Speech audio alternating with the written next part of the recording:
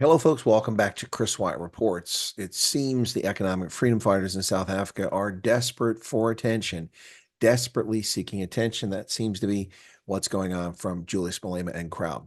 EFF leader Julius Malema has blamed the party's misfortunes in the May 29th elections on well-financed opposition parties, saying they were out to destroy his party. 2024 was a tough election year for the EFF, the party that first emerged in 2014 and received a surprising 1.1 million votes, which was over 6% of the electorate, rose steadily until 2019 when they hit 10.8%, or nearly 1.9 million votes.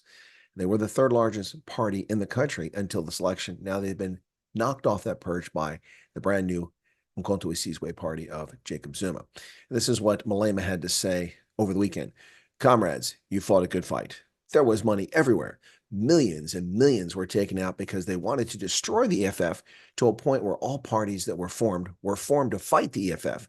An official opposition declared a small opposition enemy number one. The Oppenheimers and the Ruperts took out a lot of money just to stop the EFF. I'm sorry, folks. Where does he get this crap from?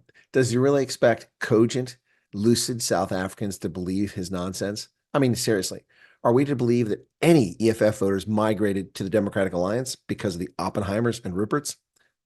The parties in opposition, by and large, organized themselves to defeat the African National Congress. Only the Democratic Alliance appeared to be obsessed with EFF and called it an enemy number one. The multi-party charter, for instance, was specifically set up to get the ANC out of government, not the EFF. The EFF collapsed of their own accord. Now, Malema is scrambling to contain the fallout over his joke of a political party's epic failure in 2024. Grasping at straws, he is. In 2019, the EFF got 10.8% of the vote, 1.882 million votes. This year, they got 9.52. They lost over a percent, almost 1.3% of the votes, dropped to 1.52 million. That's a loss of 352,519 votes. 18%. They lost 18% of the votes, and they're blaming it on the DA. The DA didn't gain anything. They stayed pretty much the same. The EFF, as a consequence of its poor performance, lost 5 seats in parliament, going from 44 to just 39 now. So Malema blames it on the Ruperts and Oppenheimers.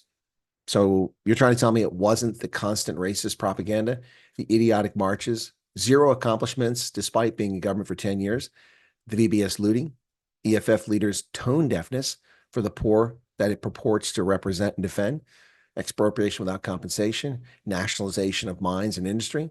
Those are not the reasons the EFF lost votes. Actually, folks, they may not be the reason they lost votes. Honestly, those failures really do not matter to most South Africans, where identity remains a paramount concern for an overwhelming number of voters. It seems most likely the EFF ran a poor campaign focusing on universities where a few votes came from and letting the MK party poach all of its voters in KZN, where the EFF is virtually non-existent now. Many South Africans chose to no longer identify with EFF, but rather as MK. Now, isn't that ironic, given that Julius Malema owes his entire political career to his alliance with Jacob Zuma when he was in the ANC Youth League, and then his opposition to Jacob Zuma when he was in the ANC Youth League, getting kicked out of the party and kickstarting the EFF. Now, ironically, it's Jacob Zuma who undermines and destroys the EFF. Isn't that funny? That's hilarious. But it's definitely not the Ruperts and Oppenheimers. That's comical, to say the least. There you have it, folks. Juju blaming others for his failure. This is a man desperate for attention, desperate to reassure his financial backers that this party is still there, it's still viable. It's not.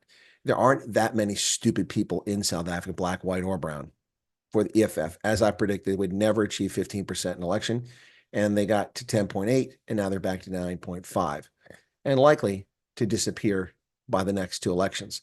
There you have it, folks. Thanks a lot for tuning in. Be sure to hit the like button. Appreciate your time. And if you're not a subscriber, why don't you join us right here on Chris Wyatt Reports, where you get cogent, lucid, insightful analysis of events in South Africa, around the continent, and around the world, including back here in the United States. Cheers.